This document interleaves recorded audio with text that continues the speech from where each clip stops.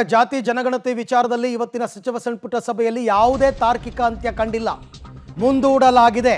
ಜಾತಿ ಗಣತಿ ವರದಿ ಅಂಗೀಕಾರ ಇಲ್ಲ, ಕೇವಲ ಮಂಡನೆಯಾಗಿದೆ ಅಷ್ಟೇ, ಅಂಗೀಕಾರವಿಲ್ಲ.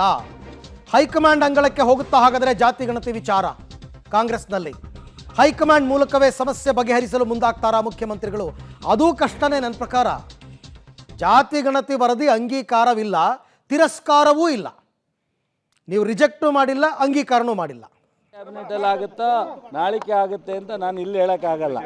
ಕ್ಯಾಬಿನೆಟಲ್ಲೇ ತೀರ್ಮಾನ ಆಗಬೇಕಲ್ಲ. ಇನ್ನೂ ಒಂದು ಕ್ಯಾಬಿನೆಟಲ್ಲಿ ಆಗುತ್ತೋ, ಇನ್ನೂ 2 ಕ್ಯಾಬಿನೆಟಲ್ಲಿ ಆಗುತ್ತೋ, 3 ಕ್ಯಾಬಿನೆಟಲ್ಲಿ ಆಗುತ್ತೆ, ಚರ್ಚೆ ಮಾಡ್ತಾರೆ. ಬಹುಶಃ ಯಾವ ಸಮಾಜಕ್ಕೂ ಈ ಒಂದು ಅನ್ಯಾಯ ಆಗುವಂಥ ತೀರ್ಮಾನವನ್ನು ನಮ್ಮ ಸರ್ಕಾರ, ನಮ್ಮ ಪಕ್ಷ, ಸಿದ್ದರಾಮಯ್ಯನವರು, ಡಿ ಕೆ ಶಿವಕುಮಾರ್ ತಗೊಳ್ಳೋ ಒಂದು ಸಂದೇಶವನ್ನು ತಮ್ಮ ಮೂಲಕ ಜನಕ್ಕೆ ತಿಳಿಸ್ತಾರೆ. ನಾನು 3 ಜನ ಮುಖ್ಯಮಂತ್ರಿಗಳ ಜೊತೆ ಕ್ಯಾಬಿನೆಟಲ್ಲಿ ಇದ್ದೀನಿ. ಧರ್ಮಸಿಂಗು, ಕುಮಾರಸ್ವಾಮಿಯವರು ಮತ್ತು ಸಿದ್ದರಾಮಯ್ಯನವ್ರ ಜೊತೆ 3 ಜನ ಜೊತೆ. ಇವತ್ತು ಕ್ಯಾಬಿನೆಟ್ನಲ್ಲಿ ಎಲ್ಲ ಸಮಾಜನ ರೆಪ್ರೆಸೆಂಟ್ ಮಾಡುವಂಥ ಮಂತ್ರಿಗಳು ಒಂದೇ ಉದ್ದೇಶ, ಈ ರಾಜ್ಯದ ಪ್ರತಿಯೊಬ್ಬರ ಹಿತವನ್ನು ನಾವು ಗಮನದಲ್ಲಿಟ್ಕೊಂಡು ಸರ್ಕಾರ ಮತ್ತು ಪಕ್ಷ ಯಾವುದೂ ಮುಜುಗರಕ್ಕೆ ಒಳಗಾಗದಲ್ಲೇ ಮಾಡಬೇಕು ಅನ್ನೋ ಸಂತೋಷವಾಗಿ ಓಪನ್ ಮೈಂಡಲ್ಲಿ ಚರ್ಚೆ ಮಾಡಿದ್ದಾರೆ. ಯಾವುದು ಚರ್ಚೆ ಮಾಡಿರೋದನ್ನ ನಾನು ಇಲ್ಲಿ ಹೇಳೋಕ್ಕಾಗಲ್ಲ. ಬಿಟ್ಟು ಚೆನ್ನಾಗಿ ಆಗಿದೆ, ಚೆನ್ನಾಗಿ ಚರ್ಚೆ ಆಗಿದೆ. ಮುಗಿಸ್ಕೊಂಡು ಹೊರಗೆ ಬರ್ತಾ ಇದ್ದಾರೆ. ಸಿದ್ದರಾಮಯ್ಯನವರು ಕೂಡ ಸಭೆಯನ್ನು ಮುಗಿಸ್ಕೊಂಡು ಬರ್ತಿದ್ದಾರೆ. ನೋಡೋಣ ಮುಖ್ಯಮಂತ್ರಿಗಳು ಮಾಧ್ಯಮದವ್ರ ಜೊತೆ ಮಾತನಾಡ್ತಾರಾ ಇಲ್ವಾ ಅಂತ ಅಂದ್ಬಿಟ್ಟು. ಅವರ ಜೊತೆಯಲ್ಲೇ KN ರಾಜಣ್ಣ ಎಲ್ಲರೂ ಕೂಡ ಇದ್ದಾರೆ. ಮುಖ್ಯಮಂತ್ರಿಗಳು ಏನು ಹೇಳ್ತಾರೆ ಅಂತ ಅಲ್ಟಿಮೇಟ್ಲಿ ಇವ್ರುಗಳು ಹೇಳಿರೋದನ್ನೇ ಅವರು ಕೂಡ ರಿಪೀಟ್ ಮಾಡ್ತಾರೆ. ಅದರ್ವೈಸ್ ಎಲ್ಲವೂ ಕೂಡ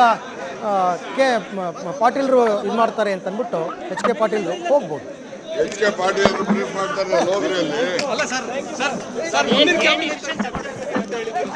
ಮುಂದಿನ ಕ್ಯಾಬಿನೆಟ್ನಲ್ಲೂ ಕೂಡ ಚರ್ಚೆ ಆಗಬೇಕು ಅನ್ನೋದಿದೆ ಸರ್.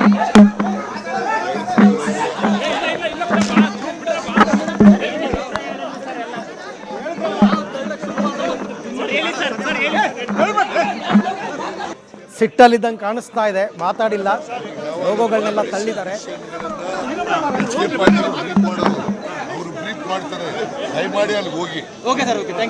ಅಷ್ಟೇ, HK ಪಾಟೀಲ್ರು ಹೇಳ್ತಾರೆ. ಇದೊಂದೇ ಹೇಳಿದ್ದು ಎಲ್ಲನೂ. ಅವ್ರೇನೂ ಮಾತಾಡೋಕ್ಕೆ ಹೋಗಿಲ್ಲ, ಯಾವ ರಿಯಾಕ್ಷನ್ನು ಕೊಟ್ಟಿಲ್ಲ. ಅಂದ್ರೆ ಅರ್ಥ ಏನಾದರೂ ಒಂದು ನಿರ್ಧಾರ ತಗೊಂಡಿದ್ದಿದ್ರೆ ಖುದ್ದು ಮುಖ್ಯಮಂತ್ರಿಗಳೇ ಅದನ್ನು ರಾಜ್ಯದ ಜನತೆಗೆ ತಿಳಿಸ್ತಾ ಇದ್ರು. ಯಾವ ನಿರ್ಧಾರಕ್ಕೂ ಬರೋಕ್ಕಾಗಿಲ್ಲ, ಯಾವ ನಿರ್ಣಯವನ್ನೂ ತೆಗೆದುಕೊಂಡಿಲ್ಲ. ಅಲ್ಲಿಗೆ ಸಚಿವ ಸಂಪುಟ ಸಭೆ ಈ ವಿಚಾರದಲ್ಲಿ ಅಪೂರ್ಣವಾಗಿದೆ ಅಂತ ಹೇಳ್ಬೋದು. ಅಪೂರ್ಣ. ಮುಂದಿನ ಸಂಪುಟಗಳಲ್ಲಿ, ಮುಂದಿನ ಸಭೆಗಳಲ್ಲಿ ಅದು ಒಂದಾಗ್ಬೋದು. ಚಲುವರಾಯಸ್ವಾಮಿ ಅವ್ರು ಹೇಳಿದಂಗೆ ಒಂದಾಗ್ಬೋದು, 2 ಆಗ್ಬೋದು, 3 ಆಗ್ಬೋದು. ಒಟ್ಟಿನಲ್ಲಿ ಅದ್ರ ಬಗ್ಗೆ ಚರ್ಚೆ ಮಾಡಿ ನಿರ್ಧಾರ ತಗೋತೀವಿ. ತುಂಬ ಜನಕ್ಕೆ ಅಭಿಪ್ರಾಯ ವ್ಯಕ್ತಪಡಿಸೋದಕ್ಕೆ ಅವಕಾಶನೇ ಸಿಕ್ಕಿಲ್ಲ.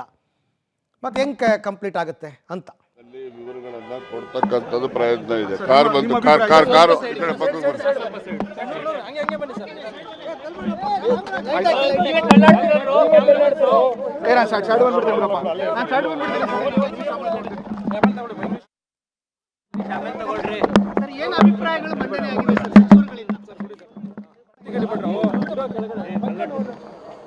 ಈ ದಿನದ ಸಚಿವ ಸಂಪುಟ ಸಭೆಯಲ್ಲಿ ವಿಸ್ತೃತವಾದಂತಹ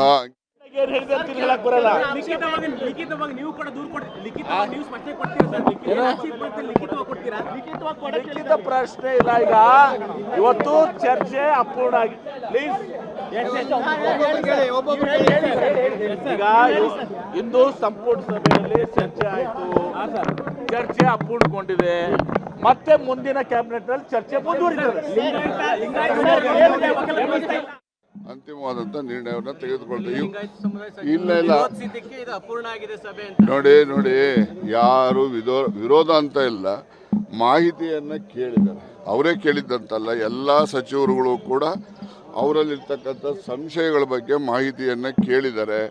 ಆ ಮಾಹಿತಿಗಳನ್ನು ಕೊಡ್ತಕ್ಕಂಥದ್ದಕ್ಕೆ ಇನ್ನು ಕಾಲಾವಕಾಶದ ಅಗತ್ಯತೆ ಇದೆ ಅಂತೇಳಿ ಮನಗಂಡು ಚರ್ಚೆ.